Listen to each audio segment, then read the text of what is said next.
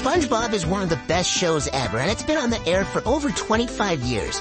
But in that time, it's changed a lot, from the way it looks to the style of the comedy. It's a giraffe! So, as an animator, I came up with an idea. What if I were to reimagine the most recent episode of SpongeBob as if it were from season 1? How close could I actually get to capturing that classic SpongeBob feel? Let's give it a try. But first, what the fuck actually is the most recent episode of SpongeBob? Because I don't know about you, but I actually haven't watched SpongeBob in a while, so why don't we go see what they've been up to? Alright, I have here the most recent episode of SpongeBob Necro Nom Nom Nomicon. I just love breakfast. Oh my god. It's very, over the top right away. Mr. Krabs just got his ass kicked. You can tell it's digital now, and they animate the characters way more crazy. They're like always exaggerating their movements and facial expressions. Looks right to me. The characters feel more over the top, especially these background kind of characters who would kind of be more blank slates in the original show. They're more weird, and that's kind of the joke more often. To give a quick summary of the episode, Mr. Krabs wants to serve breakfast at the Krusty Krab, so SpongeBob accidentally confuses a Necronomicon for a cookbook and creates evil breakfast items that cause magical shenanigans to the customers of the Krusty Krab. As I'm watching this episode, I'm trying to see if there's one scene I can reimagine as if it's from season 1. I don't have the time or resources to animate an entire episode, so I'm just gonna pick one scene that I think I could remake in the season 1 style. Stacks of, whoa. That must mean pancakes. Mr. Krabs, do we have any zombie tea? Dragon's breath? Eye of newt? There should be some in the back of the freezer. Oh, no. Okay, that was kind of a scene that I feel like could work in classic SpongeBob. Mr. Krabs just for some reason has all these magical ingredients. The way it's executed here seems a little different than season 1, but maybe this is the scene that I could actually work with to reimagine as a season 1 scene. So I got to writing, and I'm trying to incorporate those classic character dynamics from the first season. I had some friends helping me write, and eventually we got a minute of dialogue that I thought really could work well as a season 1 SpongeBob scene. Okay, I need to confess something. The concept of this video is far from original.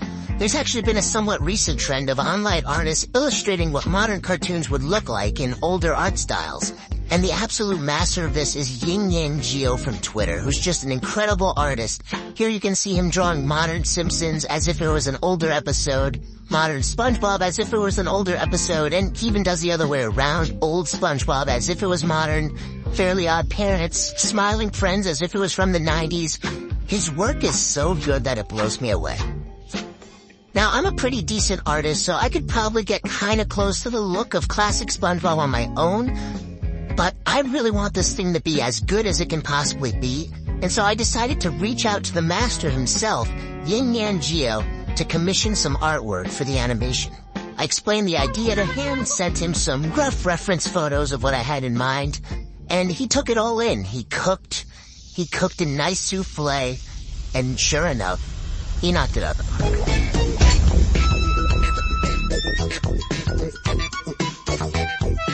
These illustrations are perfect. They look exactly like classic SpongeBob, and these are going to be a huge help for the actual animation. I'm using these sort of as a going off point with the way he drew the characters, and I'm going to straight up use the backgrounds he painted digitally, which looks so spot on. I can't recommend this guy enough. If you have any projects he can help with, or even if you just want to commission some awesome art for fun, he's XingYangGeo14 on Twitter. His prices are also incredibly cheap for the work he does. Really amazing artist. Go check out his Twitter.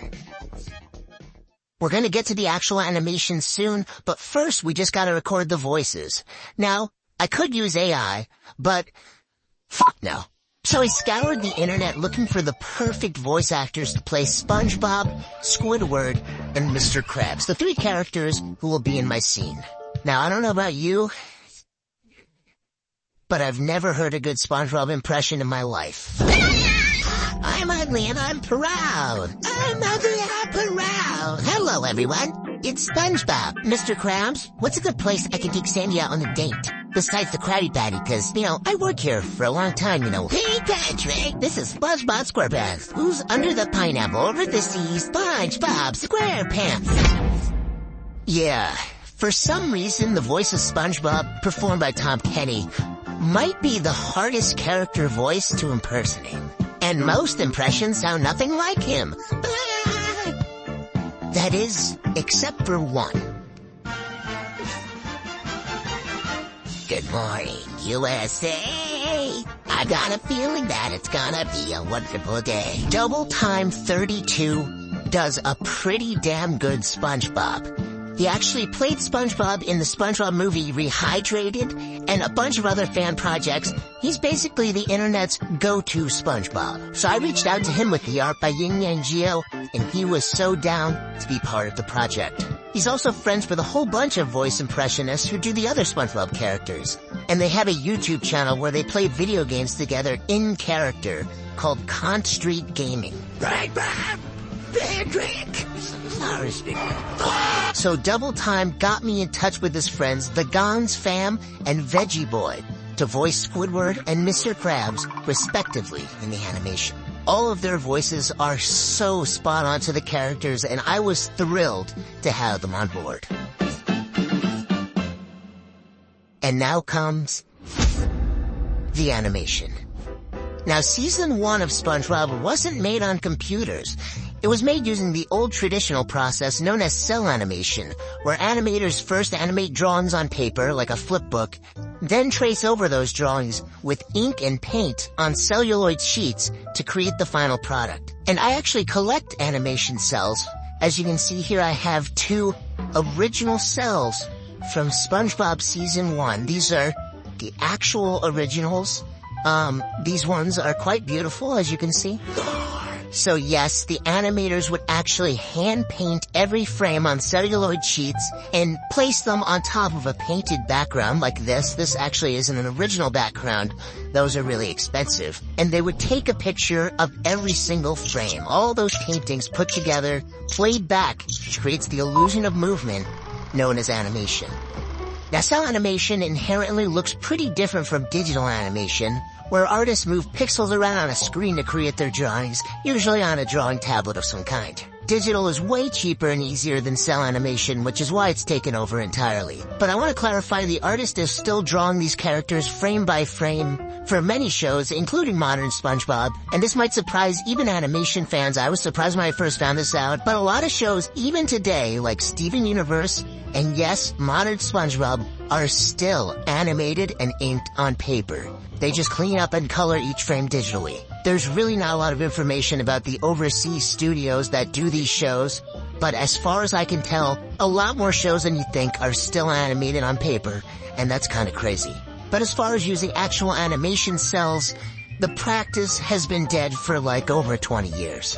And the thing is, cell animation has a certain look to it, a certain analog charm that's hard to replicate digitally. That's part of why what Yin Yang Geo does is so impressive. His digital illustrations really capture that cell-animated look. But in terms of actual animation, I'm not sure I've ever seen a digital animation really pull off the cell-animated look. I'm not saying it can't be done, but the ones I've seen that try and replicate cell animation